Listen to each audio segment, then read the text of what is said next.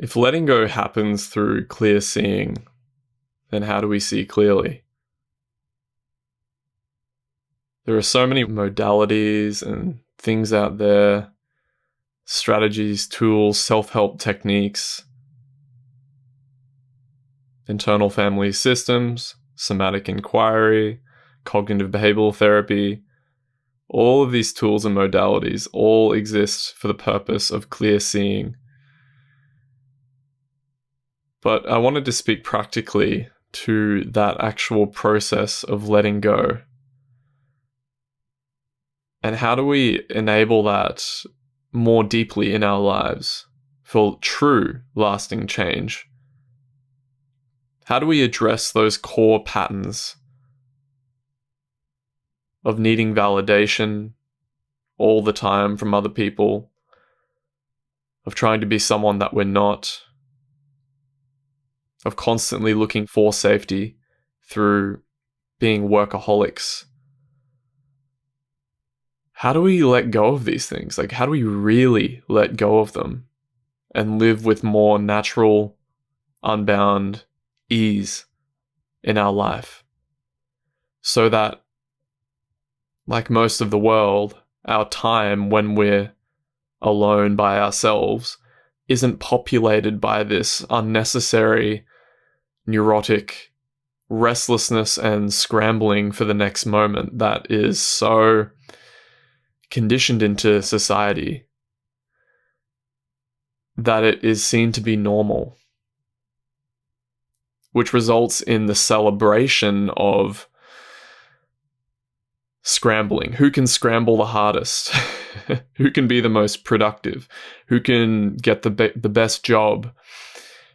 Who can prove to others that they're the most popular, happy, kind, caring, and friendly people? And then when you go behind the doors, we're looking for whatever means that we can to distract ourselves from the underlying discomfort of not okayness in our experience, of restlessness. Really at the core of it is, one of the core things is restlessness. The feeling of I need to be doing something different than what is happening. Why isn't being enough? Why isn't just being enough? Well, maybe some letting go is required. Clear seeing of the patterns that are running behind the scenes. Could it be that simple? I use the lens of somatic inquiry. That is what I facilitate people with to see clearly. Because for me, traditional methods such as cognitive behavioral therapy or seeing psychotherapists never moved much for me. Neither did deep meditative practice, observing impermanence, working toward no self, doing self-inquiry. These sorts of things didn't touch the core wounds for me like I actually wanted them to. So honoring my experience with somatic inquiry, but whether it be cognitive behavioral therapy, whether it be internal family systems, for me it's about what works. Somatic inquiry just worked as a means of clear seeing. And what do I mean by that? Well, our mind creates a tremendous amount of unconscious resistance in our experience, ongoing behind the scenes. That's that feeling of restlessness. It's that feeling of driving with the brakes on. You're probably familiar with it. Everyone's familiar with it. Driving with the brakes on. It's as if we have multiple fractures or multiple identities within our being that are in competition with one another all of the time. I want to rest and watch TV, but I need to do more so that I can get validated from other people and get status. Butting up their heads against each other constantly in the body, which sets up a mechanism of resistance. Internal unconscious resistance. Clear seeing is to see this unconscious resistance occurring in real time. For somatic inquiry, it's the felt sense in the body, somatic meaning feeling in the body, and then meeting that unconscious resistance with loving, curious attention. Not trying to get rid of it as the soul means, although sometimes we skew that way, if we're being honest. Sometimes we've just been so injected and the conditions have aligned so much that sometimes we just really want to feel better. So there's a mechanical aspect that can sometimes come online that just says, I want to get rid of this. But you see, even that movement can be accepted. You can take that deeper with inquiry, because what is that trying to get as well? Are we trying to get rid of something in order to get validation, right? The rabbit hole goes deep, so there's a middle way here. But yet, meeting that unconscious resistance with clear seeing is the key to release. And it really is that simple.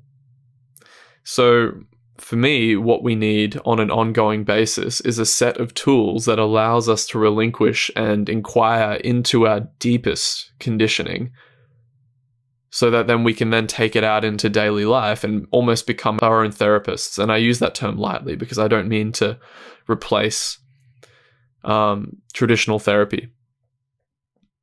So let's talk about an example which might make sense here. Because what does it actually mean to see clearly in a real contextual setting that you could apply, for instance, in your life after watching this video? Which I actually would hope that you can do. For me, through the lens of somatic inquiry, it means going into, let's say you're in a social situation and you're talking with your boss and they say something, what you perceive to be a power play or something like that. Like, I need you to do those papers. Go do them now. And you've just exchanged in this conversation and you feel belittled by that, perhaps some anger, perhaps some frustration. So for me, clear seeing involves going into that sensation in the body. Maybe it's a tightness in the neck, and it involves a listening and a willingness to feel those uncomfortable emotions and slow down. Okay, I'm feeling resistance in the neck. I'm feeling a little bit of anger underneath that. Is that anger or is it frustration? Oh, it's frustration.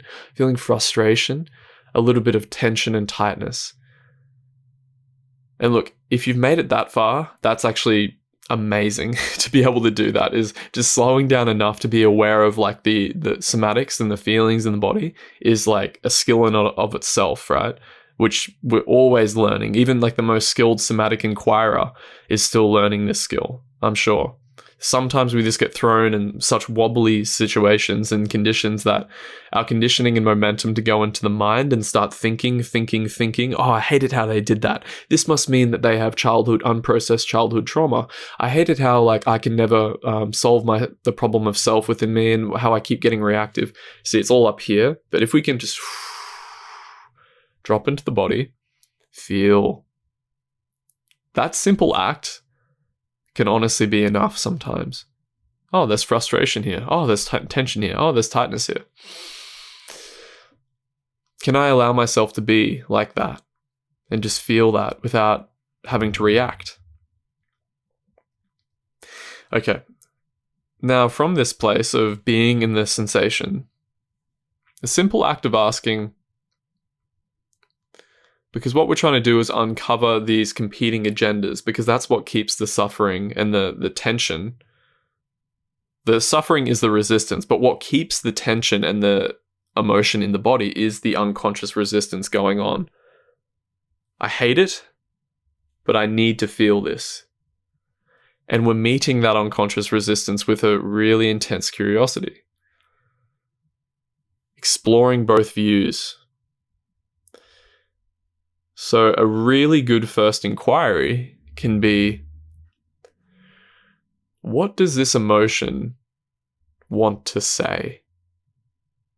And what this does, if you're looking at the screen, if you're watching this, or if you're watching this, I'm showing with my hands right now. What this does is you listen to your intuition at this point. You don't use thought. Oh, this means this about me. I had this child trauma. No. It's, what does this emotion want to say? And then it's almost like you're leaning back and you're dropping back and surrendering to an unknowing place, like, or dropping the question into a pond and letting the ripples materialize themselves, right? Because emotions speak a different language. They speak the language of us in childhood. So we have to be humble enough to put our egos aside of our identity that we perceive of ourselves. Like, oh, if I'm the smart one, or I'm the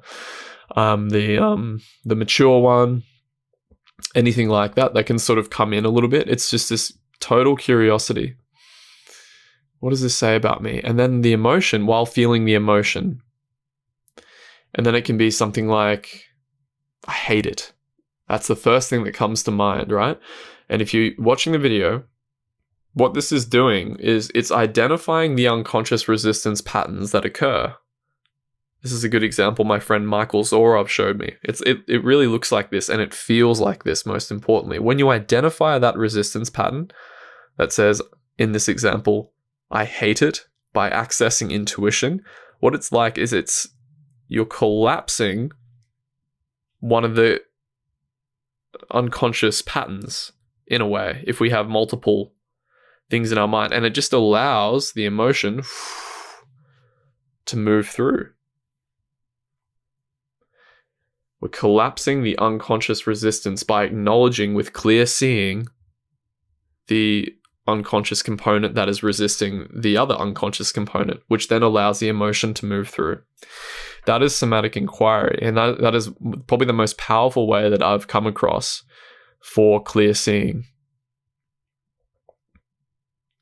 And you can see that with skillful inquiry, this is actually only the tip of the iceberg. We then take that deeper. Let's say if I was in session or something with you, for instance, we would do this. We would then take that deeper with skillful questions to go all the way down into the depths of our core needs. Like, I hate it, but why do I hate it? Then we go a layer deeper. I hate it because if I show this emotion, it means that I'm a failure. And then we can go deeper. What would it mean about me if I was a failure? All the way down to the core. And when we do this over and over again, just with clear seeing, with loving curiosity, when we do that over and over again and we reach the bottom and we realize, often it's something like, I'll be an outcast. They won't accept me. I'm unlovable. Or a strong shame narrative, like I hate myself. Something like that. These are the core patterns that pretty much every human has. It's what the sense of self is built upon, is shame, largely. So when we can access them and just see clearly and release that unconscious resistance on an ongoing basis in daily life, profound things happen. The sorts of things that have led to the relinquishment of immense like social anxiety for me, to where I can now do these sorts of videos, or where I can just, like where I felt like a fraud in the past. Or where I felt anger towards someone and it felt really sticky, like I need this anger to be there for me. These are the sorts of things that when we go right into the depths and the core wounds of shame and doubt and self-hatred, release. And what's left is an unbound quality of spaciousness, because when the mind isn't caught in this soup of reactivity constantly, it stills the mind down, calms the mind down. And